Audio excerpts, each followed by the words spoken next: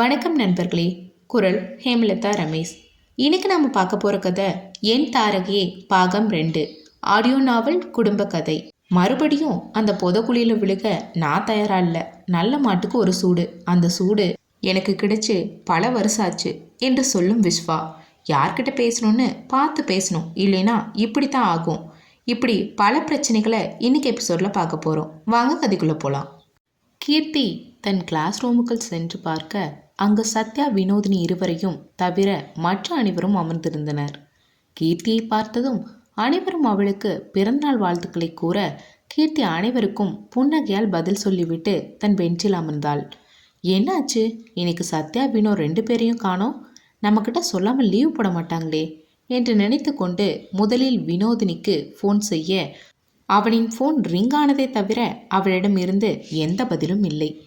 என்ன இவ ஃபோன் எடுக்க மாட்டேங்கிறா, சரி சத்யாவுக்கு ஃபோன் பண்ணலாம் என்று நினைத்து கொண்டு அவளுக்கு ஃபோன் செய்ய அதை வினோதினி அட்டன் செய்தாள். ஹாய் கீர்த்தி, ஹாப்பி பர்த்டே. ஏய், நீ என்ன சத்யா ஃபோன் எடுக்கிற? அவ எங்க? 2 பேரும் ஷாப்பிங் வந்தோண்டி. என்ன ஷாப்பிங்கா? ஆமாண்டி, எங்கள் அம்மாவோட பர்த்டே நெக்ஸ்ட் வீக் வருதுல்ல, அதுக்காகத்தான். ஹே, அதுக்கு சண்டே போகலான்னு தானே பிளான் பண்ணியிருந்தோம். ஆமாண்டி, ஆனால் அதுக்குள்ளே பிளான் மாறிடுச்சு, சாரிப்பா. சரி நாங்கள் ஷாப்பிங் முடிச்சுட்டு கால் பண்ணுறோம், பாய் பாய் என்று கூறி ஃபோனை கட் செய்ய கீர்த்தி, போங்கடி, எப்படி இருந்தாலும் என்கிட்ட நீங்கள் வந்து தானே ஆகணும், அப்போ வச்சுக்கிறேன் கச்சேரியை என்று நினைத்து கொண்டு தன்னை தானே சமாதானம் செய்து கொண்டாள். அங்கு விஸ்வா தன் காரை நிறுத்திவிட்டு ஆஃபீஸுக்குள் சென்று தனது சீட்டில் அமர்ந்து ஃபைல்களை புரட்டி கொண்டிருக்க அப்போது சந்துருவிடம் இருந்து ஃபோன் வந்தது. சொல்லுடா சந்துரு, நீ எங்கே இருக்க? ஆஃபீஸில். சரி, இப்போ நீ உடனே கிளம்பி கோயம்புத்தூருக்கு வா. ஏன், என்ன ஆச்சு? இங்கே சைட்டில் கொஞ்சம் பிரச்சனை ஆயிடுச்சு. என்ன ஆச்சு? திடீர்னு லேபர் சரியாக ஒர்க் பண்ண மாட்டேங்கிறாங்கடா, சம்பளம் அதிகமாக வேணும்னு சொல்கிறாங்க. டே, சேலரி எல்லாம் நாம் ஏற்கனவே அவங்ககிட்ட எல்லாம் பேசி தானே கூட்டிகிட்டு போனோம். ஆமாண்டா, ஆனால் லேபர்ஸ் எல்லாரையும் மேஸ்திரி கணேஷ் இப்போ சம்பளம் எல்லாம் அதிகம் ஆயிடுச்சுன்னு சொல்லி ஏற்றி விட்டுட்டான். ஓ சரி, அவனுக்கு இன்றைக்கி இருக்கு, இப்போவே கிளம்புறேன். கொஞ்சம் மெதுவாக வாடா. டே, நீ முதல்ல அந்த கணேஷ் கணக்கெல்லாம் பார்த்து வை, நான் இதோ வந்துட்டே இருக்கேன் என்று ஃபோனை கட் செய்து தன் அறையிலிருந்து வெளியே செல்ல அங்கு இருந்தவர்கள் எல்லாம், ஓ இன்னைக்கு யாருக்கோ டைம் சரியில்லை போலையே, சார் இவ்வளோ கோவமாக கிளம்பி போகிறாரு என்று தங்களுக்குள் பேசிக்கொள்ள ஆரம்பித்தனர். விஸ்வா காரில் கோயம்புத்தூரை நோக்கி செல்ல சந்துரு அவசரப்பட்டு இவனுக்கு ஃபோன் பண்ணிட்டோமே என்று நினைக்க ஆரம்பித்தான்.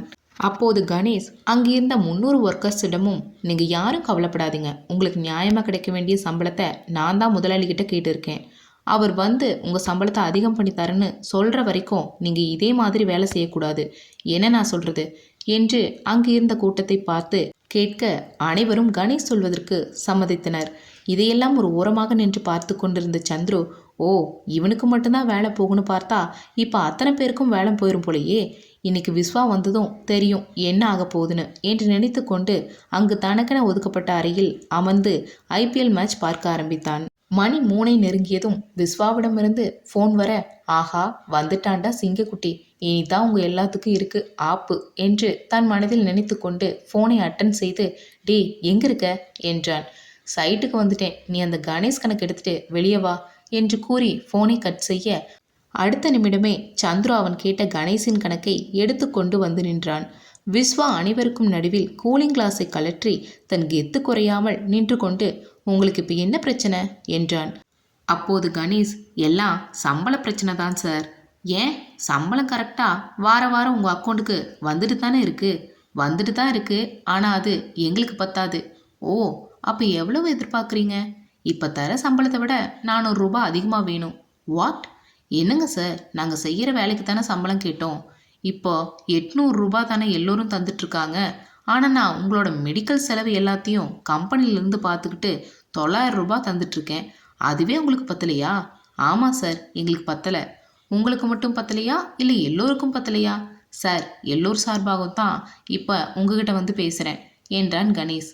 அப்போது சந்துரு, என்ன இன்னும் சூடு பிடிக்க மாட்டேங்குது, இன்னும் பேசிக்கிட்டே இருக்கான், இப்படி இருக்க மாட்டானே என்று யோசிக்க அப்போது விஸ்வா, டே சந்துரு, நான் கேட்ட டீட்டெயில்ஸ் எல்லாம் எங்க? ஆஹா சூடு பிடிச்சிருச்சு என்று மனதில் நினைத்து கொண்டு கணேசின் கணக்கை விஸ்வாவின் கையில் தர, ஓகே அதை ஒருமுறை வாங்கி பார்த்தவன், ஓகே சூப்பர் சந்துரு, இப்போவே இவனோட அக்கௌண்ட்டை செட்டில் பண்ணு, கூடவே இங்கே இருக்க ஒவ்வொருத்தருக்கும் இன்னைக்கு வரைக்கும் சேலரி போட்டு அக்கௌண்ட்டை செட்டில் பண்ணு. நம்ம வேற ஆளுகளை வச்சு இந்த பில்டிங்கை கட்டிக்கலாம். இவங்க எல்லாம் யார் நம்மளை விட அதிகமாக சம்பளம் தராங்களோ அவங்ககிட்டயே போய் ஒர்க் பண்ணட்டும் என்று கூலாக சொல்லிவிட்டு முன்னேறி செல்ல சந்துரு அவனின் பின்னால் ஓடினான். விஸ்வா சென்று தன் காரை ஸ்டார்ட் செய்ய அவன் பின்னால் சென்ற சந்துரு ஓடிச் சென்று காரில் ஏறிக்கொண்டான். டே விஸ்வா, நீ இப்பெல்லாம் தெரிஞ்சுதான் பண்ணியிருக்கியா? சந்துரு, நீ இப்போ நான் சொன்னதை மட்டும் செய். இப்போ எனக்கு ரொம்ப பசிக்குது, போய் சாப்பிடணும் என்று கூற சந்துரு இவன் ஏதோ ஒரு பிளான் பண்ணிட்டான் என்று நினைத்து கொண்டு விஸ்வா கூறியது போலவே அனைவரின் அக்கௌண்டிலும் பணத்தை போட்டு விட்டான். ஏற்கனவே பீதியில் இருந்தவர்கள் இப்போது பணம் அக்கௌண்டிற்கு வந்ததுக்கான மெசேஜ் தங்களின் போனிற்கு வர அவர்களின் பயம் மேலும் அதிகமாகி அது கணேசின் மீது கோபமாக மாறியது. டே விஸ்வா, நீ இப்படி செய்வன நான் நினைக்கவே இல்லடா. சந்துரு, எதுவாக இருந்தாலும் சாப்பிட்டு அப்புறமா பேசிக்கலாம் என்று கூறி ஒரு ஹோட்டல் முன்பு காரை நிறுத்திவிட்டு உள்ளே செல்ல சந்துரு இவன் என்ன நினைக்கிறான்னு புரிஞ்சுக்கவே முடியலையே என்று மனதில் புலம்பியபடியே உள்ளே சென்றான். விஸ்வா உள்ளே சென்று தனக்கு வேண்டியதை ஆர்டர் செய்ய சந்துரு தனக்கு ஒரு காஃபி மட்டும் போதும் என்று ஆர்டர் செய்து கொண்டான். விஸ்வா சாப்பிட ஆரம்பித்ததும், டே இப்போவாச்சும் சொல்லுடா, இப்படி எல்லோரையும் வேலையிலேருந்து சட்டுன்னு தூக்கிட்டியே, இப்போ ஆளுகளுக்கு என்ன செய்யறது? அதெல்லாம் கைவசம் இருக்காங்கடா.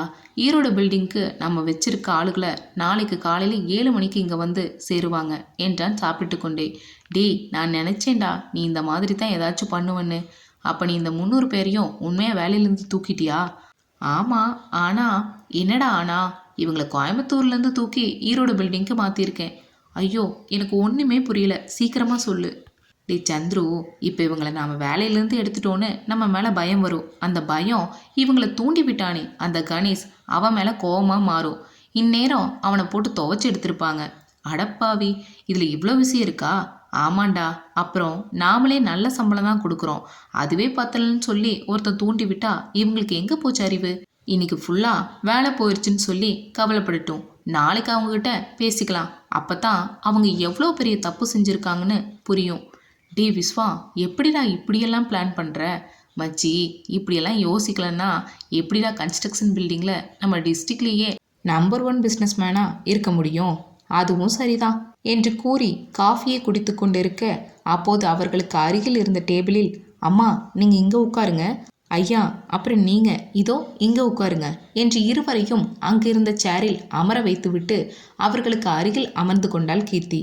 அங்கு சாப்பிட்டு கொண்டு இருந்தவர்கள் அனைவரும் கீர்த்தியையும் அவர்களுடன் வந்த இருவரையும் ஒரு மாதிரி பார்க்க அதையெல்லாம் கண்டு கொள்ளாமல், என்ன சாப்பிட்றீங்க 2 பேரும் என்றால் மெனுக்காரை பார்த்து கொண்டே. அவர்கள் இருவரும் அந்த ஹோட்டலையே சுற்றி பார்த்து கொண்டு இருந்தனர். பின்ன இதுவரையிலும் ரோட்டில் அமர்ந்து கண்ணாடியின் வழியாக பார்த்தவர்கள் இன்று இருவரும் மற்றவர்களைப் போல நல்ல உடைகளை அணிந்து கொண்டு உள்ளே வந்து பார்க்கும்போது சற்று பிரமிப்பாகத்தானே இருக்கும். என்ன நான் கேட்டுட்டே இருக்கேன், நீங்கள் பதில் பேசாமல் ஹோட்டலையே பார்த்துட்ருக்கீங்க என்று கேட்க கீர்த்தியின் குரலில் சுயநிலைக்கு வந்தவர்கள், இல்லைம்மா, இந்த ஹோட்டலை நாங்கள் 2 பேரும் வெளியிருந்து தான் பார்த்துருக்கோம். ஆனால் இப்போ உள்ளே வந்து பார்க்கும்போது ரொம்ப பிரமிப்பாக இருக்குது என்று சொல்ல அதற்கு கீர்த்தி, இப்படி ஹோட்டலை பார்த்துட்டே இருந்தால் வயிறு நிறையாது, சீக்கிரம் என்ன வேணும்னு சொல்லுங்கள், எனக்கு ரொம்ப பசிக்குது என்று கூற அப்போது அங்கு ஒட்டப்பட்டிருந்த சிக்கன் பிரியாணியின் ஸ்டிக்கரை பார்த்து, இதோ இதை நாங்கள் சாப்பிட்றோம் என்று கூற உடனே கீர்த்தி பேரரை அழைக்க அவரோ கீர்த்தியை ஒரு மாதிரி பார்த்து கொண்டு நின்றார். ஆர்டர் எடுத்துக்கோங்க, 2 சிக்கன் பிரியாணி, ஒரு மஷ்ரூம் ஃப்ரைட் ரைஸ் என்று சொல்ல பேரர், மேடம் இவங்க என்று இழுக்க உடனே கீர்த்தி, இவங்களுக்கு என்ன? Nothing ma'am. அப்போ ஏன் நின்றுட்டே இருக்கீங்க, ஃபாஸ்ட்டாக எடுத்துகிட்டு வாங்க என்று சொல்ல பேரர் அவர்கள் கேட்டதை எடுத்து வர சென்றார். என்ன 2 பேரும் யோசிச்சுட்டே இருக்கீங்க? இல்லைம்மா, எல்லோரும் எங்களை ஒரு மாதிரி பார்க்குறாங்க, அதுதான். அச்சோ அம்மா, நீங்கள் கட்டியிருக்க புடவை அவ்வளோ சூப்பராக இருக்குது, அதுதான் உங்களையே எல்லோரும் பார்க்குறாங்க.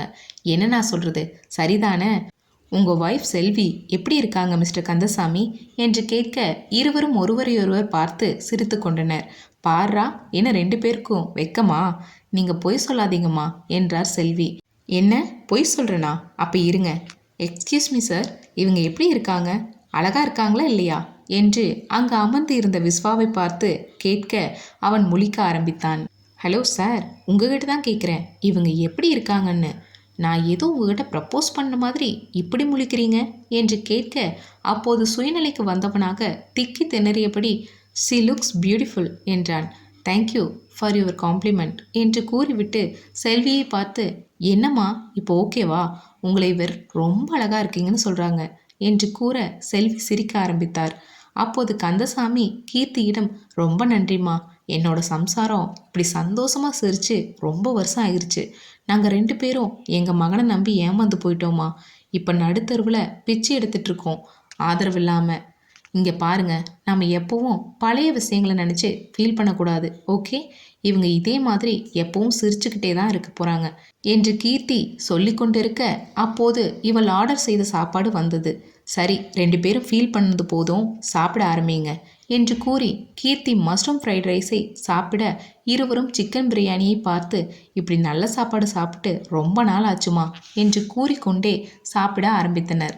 அப்போது விஸ்வா இவளை பார்க்க, அப்போது அவனின் கண்கள் கீர்த்தியை அளவெடுக்க ஆரம்பித்தது. 5 அடி உயரம், கோலிகுண்டு போல 2 கண்கள், எலும்புச்செம்பள நிறம், குழந்தைத்தனமான சிரிப்பு, மொத்தத்தில் ஒரு குறும்புத்தனமான பெண்ணாக தெரிந்தாள். அப்போது ஃபோன் பேச வெளியே சென்று இருந்த சந்துரு, டே விஸ்வா, சாப்பிடாம எங்கே வேடிக்கை பார்த்துட்டு இருக்க என்று அவனை உழுக்க, அப்போது சுயநிலைக்கு வந்த விஸ்வா, பிஸ்னஸ் பற்றி தான் யோசிச்சுட்டு இருந்தேன். ஆமாம், உனக்கு எப்பவும் பிஸ்னஸ் பற்றின யோசனை தான். பக்கத்து டேபிளில் இருக்க பொண்ணை பாருடா, யாரோ ரோட்டில் இருக்கிறவங்கள கூட்டிகிட்டு வந்து சாப்பாடு வாங்கி தந்துட்டுருக்கா பாரு, அவங்க 2 பேர் முகத்தில் எவ்வளோ சந்தோஷம்னு என்று கூற, விஸ்வா அவர்களை பார்க்க தங்களின் கண்களில் வழிந்த கண்ணீரை துடைத்தபடியே சாப்பிட்டு கொண்டிருந்தனர். அப்போது கீர்த்தி, என்னம்மா சாப்பாடு ரொம்ப காரமாக இருக்கா என்றாள். அதை பார்த்த விஸ்வா சிரித்து கொண்டு, சந்துரு அங்கே பாரு, அவங்க அழுதுட்டு சாப்பிட்ருக்காங்க, இவ காரமாக இருக்கான்னு கேட்குறா என்று கூற, சந்துரு இவனை ஓரப்பார்வை பார்த்து வைத்தான். சிறிது நேரத்தில் விஸ்வா சாப்பிட்டு முடித்துவிட எழுந்து செல்ல மனம் இல்லாததால் காஃபியை ஆர்டர் செய்தான். நீ சாப்பிட்டதும் காஃபி குடிக்க மாட்டேடா, இப்போ லைட்டாக தலைவலிக்கிற மாதிரி இருக்கு, அதான் என்றான் கீர்த்தியை பார்த்தபடி. ஓ ரைட்டு, அப்போ எனக்கும் காஃபி வேணும் என்று கூறி ஆளுக்கு ஒரு காஃபியை வாங்கி குடிக்க ஆரம்பித்தனர். கீர்த்தி சாப்பிட்டு முடித்துவிட்டு தன் ஹேண்ட்பேக்கில் இருந்து 20,000 ரூபாவை எடுத்து அவர்களின் கையில் தந்தாள். இது எதுக்குமா? இன்னைக்கு என்னோட பர்த்டே, இது என்னோட சேவிங்ஸ். நீங்கள் என்கிட்ட சொன்னீங்கல்ல செல்வி நல்லா சமைப்பாங்கன்னு, அதனால இந்த பணத்தை வச்சு நீங்கள் ஒரு குட்டியாக தள்ளுவண்டி கடை போடுங்க. என்னோட நெக்ஸ்ட் இயர் பர்த்டே அப்போ நீங்கள் எனக்கு உங்கள் ஹோட்டலில் எனக்கு ட்ரீட் வைக்கணும், ஓகேவா என்று கேட்க, இருவரின் முகத்திலும் அவர்களின் வாழ்க்கையில் ஒரு பிடிப்பு வந்ததற்கான அறிகுறியை விஸ்வா உணர்ந்தான். அப்போது கீர்த்தியின் ஃபோன் அடிக்க அதை எடுத்து காதில் வைத்தாள். என்னடா, இப்போ உனக்கு என்ன பிரச்சனை? நீ சொல்கிற மாதிரியெல்லாம் என்னால் கேட்க முடியாது.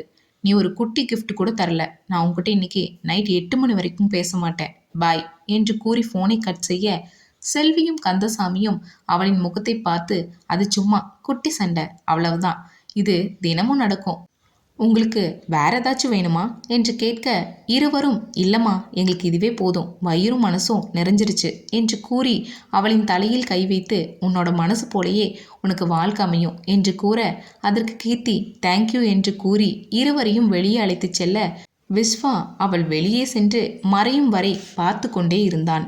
அவனின் பார்வை கீர்த்தியின் மீது இருப்பதை பார்த்த சந்துரு, என்னடா அந்த பொண்ணு உனக்கு ஓகேவா? நான் வேணும்னா பேசட்டுமா? டேய், உனக்கு வேறு வேலையே இல்லையாடா? அந்த பொண்ணு ஏற்கனவே கமிட்டட், இன்னைக்கு நைட்டு 9 மணி வரைக்கும் பேச மாட்டேன்னு ஃபோனில் அவங்ககிட்ட சொல்லிக்கிட்டு இருந்தா. அது மட்டும் இல்லாமல் மறுபடியும் அந்த புதகுழியில் விழுக நான் தயாராக இல்லை. நல்ல மாட்டுக்கு ஒரு சூடுடா, அந்த சூடு எனக்கு கிடைச்சி பல வருஷம் ஆச்சு. பில் பே பண்ணிட்டு வா, நான் காரில் இருக்கேன் என்று கூறி முன்னே செல்ல, சந்துரு தன் மனதில், முருகா, இவனோட மனசை எப்படியாச்சும் மாற்றி இவனுக்கு ஒரு கல்யாணத்தை நடத்தி வச்சிட்டீன்னா உனக்கு நான் மொட்டை அடிக்கிறேன் என்று வேண்டிக் கொண்டு பில்லை கட்டிவிட்டு வெளியே வந்தான்.